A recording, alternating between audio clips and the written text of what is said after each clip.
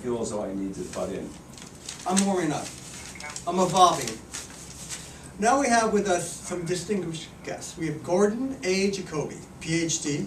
Do you know Gordon Gecko? Gordon Gecko, personal friend of mine. Yeah, I see him in those ads for that insurance company, right? Gordon Gecko, isn't that the guy? Yeah. Yeah. What brings you here today? Besides, we know in the past you've worked with many famous actors, Nicolas Cage, Olympia Dukakis, the Cotton Club. You've helped with people with maybe some people say I need enunciation, elocution. Good luck. Yeah. Electrocution in your case. Yeah, that's about right. Some people What find was my that question? mangling of the English language endearing. Anyway. Slow down, that's the key, right? Okay, I'll talk One of slower. the keys. Mm-hmm. What else do I need to do? So what was your question? What do I need to do to speak better? To speak better? Stop speaking. I think, yeah, you can do that. Yeah. Don't communicate at all with anybody. But if you really want to speak better, you can start a little program in which you read some materials and try to pronounce them cleaner and try to raise your voice. But for you, I say slow down. You gotta slow down, that's the key. That's why you run into problems in pronunciation. He needs to retrain himself. Because he really butts in when I'm talking, and he goes, blah, blah, blah, you know, and it becomes a mess.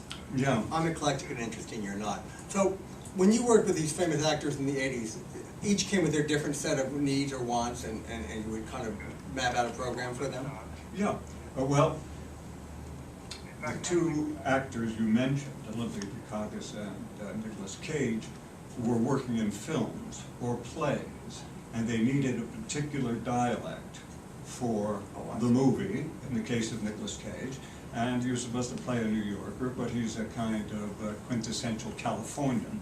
So I had to try and get him to learn some of the qualities of being a New Yorker, dropping his R's a little more so you can say New York, right? Yeah. Instead of saying New York, New York, right? A little tougher because he's playing a kind of, he's playing a gangster. You're kind of Italian American, yeah. My hand. You took my hand. My hand. That's one of the pronunciation, but you know, Italian. I grew up in New York, and the three prominent speech patterns in New York for many, many years were three quite distinct speech patterns or dialects. Italian, you got your Italian. You got your Italian right here. That's right. You want to talk on the bottom. Yeah, you got a problem. How do you have a problem? You have a problem? No, I don't. That sounds like it's from someplace upstate. Problem. We don't say that around here. But you see, this is the kind of thing when you grow up in New York, you listen to people speaking. And I particularly imitated them and enjoyed, learning words in foreign languages. I was a street kid. I grew up on the street, so I was always listening to people. I liked it. It was far away. It was kind of like a magical kingdom. Right. You know, he uses a lot of that as Jon Stewart. He's frequently going into these little dialect things, and he's so good at it. He grew so up in good. Lawrenceville. That's right. What's the second? What are the other two dialects? Are these Manhattan or New York based? Yeah. Well, you have your Italian. You have your Irish. Do some Irish. Working class. New York Irish. New York Irish. Yeah, that's right. Hey, move that car over here. Yeah, You buddy. understand? Yeah. Hey, get that car over there. I'm gonna run you.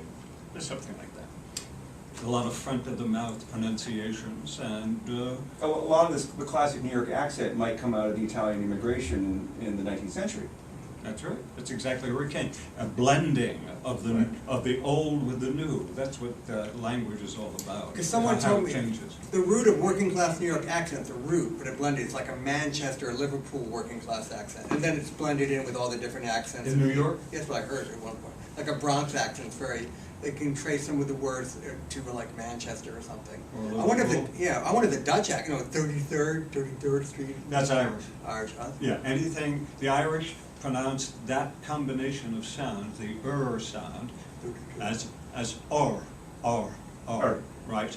30, tutty Oh, that's how I came right with Then the that. second generation, the guys I grew up with, the Irish guys, couldn't quite pick up that sharp R, so it turned it into 33rd Street. 33rd Street. 33rd Street, you hear? Yeah. So 33rd, and you hear that. Yeah, that's the way I spoke. The Barry when I was a voice. kid. What's the third accent in New York?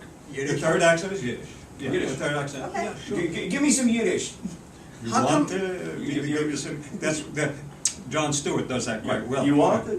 Yeah, so look, I'm your grandmother. You want to talk to me? You come here and you talk to me, but you're going off with that trickster. What are you doing? That's a crazy.